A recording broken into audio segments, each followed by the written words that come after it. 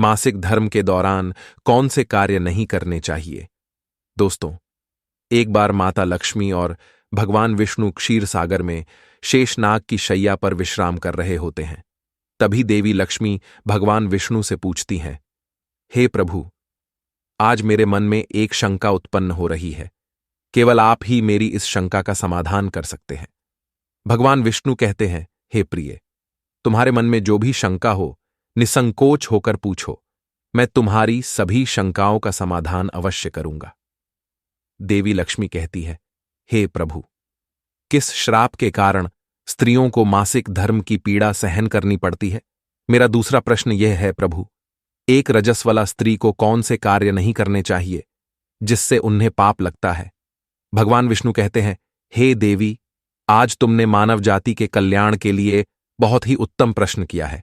तुम्हारे इन सभी प्रश्नों का उत्तर देवशर्मा की इस प्राचीन कथा से प्राप्त हो जाएगा। इस महान कथा का श्रवण करने मात्र से ही समस्त पापों का नाश होता है। जो भी पति पत्नी इस कथा को ध्यानपूर्वक सुनते हैं, उन्हें सौभाग्य की प्राप्ति होती है। इसीलिए हे देवी, आप भी इस कथा को ध्यानपूर्वक सुनिए। देवी लक्ष्मी कहती हैं, हे प्रभु, ये देवशर्मा कौन थे? उनका आचार विचार कैसा था? मैं इस कथा को अवश्य सुनना चाहती हूं। कृपया आप इस कथा को मुझसे कहिए। मैं इसे ध्यानपूर्वक पूरा अवश्य सुनूंगी। भगवान विष्णु कहते हैं, हे देवी, पूर्वकाल की बात है। मध्य देश में एक अत्यंत शोभायमान नगरी थी। उस नगरी में देवशर्मा नाम के ब्राह्मण रहा करते थे। देवशर्मा को समस्त शास्त्रों और वेदों का ज्ञान था। वह परम बुद्धिमान, गुणवान तथा धर्म कार्य में तत्पर रहता था। सभी वर्णों के लोग उन्हें बड़ा सम्मान देते थे। वे प्रतिदिन यज्ञ, दान, धर्म तथा संध्या उपासना किया करते थे। वे पशु, पुत्र, बंधु बांधव तथा धन संपत्ति से संपन्न थे। देवशर्मा की पत्नी का नाम भगना था। वह भी अत्यंत चरित्रवान, गुणवान तथा पतिव्रता धर्म का पालन करने वाली स्त्री थी। फिर एक दिन देवशर्मा ने अपने घर पर सत्यनारायण की पूजा रखी और सभी ब्राह्मणों को स्वयं जाकर निमंत्रण दिया। नगर में निवास करने वाले समस्त मनुष्यों को उसने पूजा के लिए तथा भोजन के लिए बुलाया। फिर पूजा के दिन समस्त ब्राह्मण उसके घर पर पधारे। देवशर्मा ने सभी ब्राह्मणों का विधिपूर्वक पूजन किया और उनका आदर सत्कार किया। फिर उसने सभी ब्राह्मणों को घर के अंदर बुलाया और सुंदर आसन देकर उन्हें बिठाकर मिष्टान्न भोजन कराया। ब्राह्मणों को भोजन कराने के बाद उसने भगवान का स्मरण करते हुए सभी को वस्त्र आदि का दान करके विदा किया। वे सभी ब्राह्मण देवशर्मा को आशीर्वाद देकर वहां से चले गए। उसके बाद उसने अपने परिवार, बंधु बांधव तथा अनेक दीन और भूखे लोगों को भोजन कराया। इस प्रकार से सभी को भोजन कराकर और पूजा संपन्न करके जब वह ब्राह्मण अपने घर के द्वार के सामने खड़ा रहा, तब उसने देखा कि उसके घर के सामने एक कुतिया और बैल बात कर रहे थे। उस ब्राह्मण ने उस कुतिया और बैल की पूरी बात सुनी तो उसे बड़ा आश्चर्य हुआ। वह कुतिया और बैल उसके माता पिता ही थे, जो पिछले जन्म के पाप के कारण इस जन्म में कुतिया और बैल बन गए थे। तब वह ब्राह्मण मन ही मन सोचने लगा, ये दोनों तो साक्षात मेरे माता पिता ही हैं, जो मेरे घर पर पशु बनकर आए हैं। किस कारण से इन दोनों को प्राणियों का शरीर प्राप्त हुआ?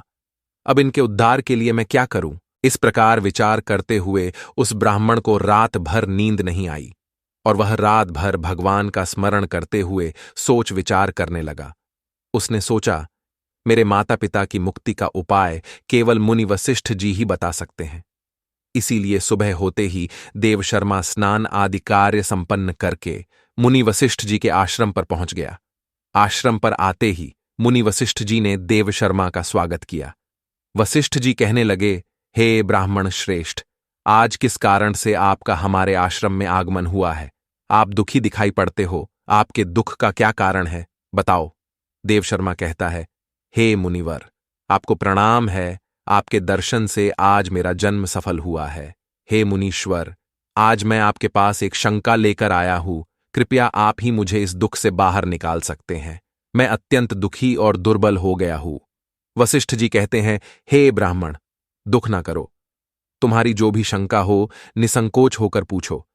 मैं अवश्य तुम्हारी शंका का समाधान करूंगा। फिर देवशर्मा कहता है, हे मुनिवर, कल मैंने अपने घर पर भगवान विष्णु का पूजन किया तथा अनेक ब्राह्मणों को और भूखे लोगों को भोजन कराया, विधिपूर्वक भगवान का पूजन किया। फिर मेरे द्वार पर एक कुतिया और एक बैल आ गया। दोनों मेरे घर के सामने खड़े होकर बात कर रहे थे। सबसे पहले कुतिया उस बैल से इस प्रकार से कहने लगी, हे स्वामी, आज जो घटना घटी उसे सुनिए। हमारे पुत्र के घर में ब्राह्मणों के भोजन के लिए जो दूध रखा था, एक सांप ने उस दूध के बर्तन में अपना विष उगल दिया था, जिसे देखकर मुझे बड़ी चिंता होने लगी। उसी दूध से भोजन बनने वाला था। अगर सभी लोग उस दूध को खा लेते तो उनकी मृत्यु हो जाती। इसीलिए मैंने उस बर्तन में से सारा दूध पी लिया। जब बहू की दृष्टि मुझ पर पड़ी तो उसने मुझे खूब पीटा, जिसे मेरा अंग भंग हो गया। मुझे बहुत पीड़ा हो रही है, इसी कारण से मैं लड़खड़ाते हुए चल रही हूं। मुझे ये पीड़ा सहन नहीं हो रही है। कुतिया की बात सुनकर वह बैल बहुत दुखी हुआ और वह खुद का वृतांत सुनाने लगा। हे प्रिय, अब मैं तुम्हें मेरे दुख का कारण सुनाता हूं। मैं पूर्व जन्म में इस ब्राह्मण का पिता था। आज इस ब्राह्मण ने सभी लोगों को भोजन कराया, किंतु इसने मेरे सामने घास तक नहीं डाली और ना ही मुझे जल पिलाया। इसी कारण से मैं बहुत दुखी हो गया हूं। फिर देवशर्मा कहने लगा, इस प्रकार से अपने माता पिता को कुतिया और बैल के रूप में ऐसा बोलते हुए देखकर मुझे बड़ा दुख हो रहा है। मुझे रात भर नींद नहीं आ रही है। हर क्षण मुझे चिंता सता रही है। मैंने कभी कोई पाप नहीं किया है, हमेशा धर्म के कार्य किए हैं, फिर भी मेरे माता पिता को ऐसे कष्ट झेलने पड़ रहे हैं। इसी कारण से आज मैं आपके पास आया हूं। कृपया आप अपनी योग शक्ति से पता करके मुझे बताइए, किस कारण से मेरे माता पिता की ऐसी दुर्दशा हुई है और उनकी मुक्ति के लिए मुझे कौन सा कर्म करना चाहिए। फिर गुरु वशिष्ठ ध्यान लगाते हैं और उस ब्राह्मण के माता पिता के पूर्व जन्म के कर्मों को देखते हैं और देव शर्मा से कहने लगते हैं, हे ब्राह्मण, तुम्हारे माता पिता ने पिछले जन्म में घोर पाप किया है। उसी पाप के कारण आज उनकी ऐसी दुर्दशा हुई है। देव शर्मा कहता है, हे गुरुदेव, किस पाप के कारण मेरे माता पिता की दुर्दशा हुई है, कृपया विस्तार से बताइए, मैं जानना चाहता हूं। फिर ऋषि वशिष्ठ कहते हैं, हे ब्राह्मण देवता, तुम ध्यान से सुनो। ये बैल जो तुम्हारे पिता हैं, ये पिछले जन्म में कुंडी नगर के श्रेष्ठ ब्राह्मण रहे हैं। इन्होंने एक दिन एकादशी का व्रत करके भोजन किया था। एकादशी के व्रत के दिन इसने दान धर्म भी नहीं किया। इसने द्वार पर आई गायों को कभी भोजन नहीं खिलाया। इसने अपने पितरों का श्राद्ध भी विधिपूर्वक नहीं किया। तुम्हारे पिता ने पिछले जन्म में मासिक धर्म के दौरान ही तुम्हारी माता के साथ संबंध बनाया था और इसी पाप के कारण इसे इस जन्म में बैल का रूप प्राप्त हुआ है। अब तुम्हारी माता के बारे में सुनो। तुम्हारी माता ने रजस्वला होते हुए भी भोजन बनाया। मासिक धर्म के दौरान ही इसने भगवान की पूजा की, तुलसी को जल चढ़ाया। रजस्वला होते हुए भी इसने भगवान को भोग लगाया। इसी कारण से इसे महापाप लगा है। मासिक धर्म के दौरान स्त्री 3 दिनों के लिए अपवित्र हो जाती है। मासिक धर्म के दौरान स्त्री को पूजा पाठ नहीं करना चाहिए। स्त्री को इन 3 दिनों में अपने बाल भी नहीं धोने चाहिए, इससे पति की आयु कम होती है। मासिक धर्म के दौरान पेड़ पौधों को स्पर्श न करे।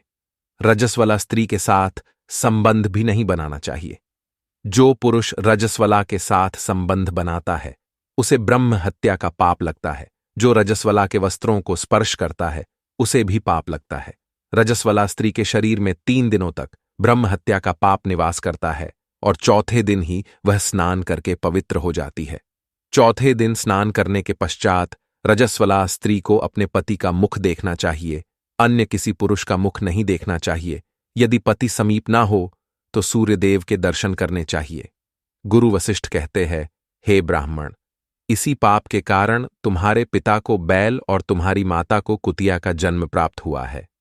देव शर्मा कहता है, हे मुनीश्वर, अब आप मुझे मेरे माता पिता की मुक्ति के लिए उपाय बताइए।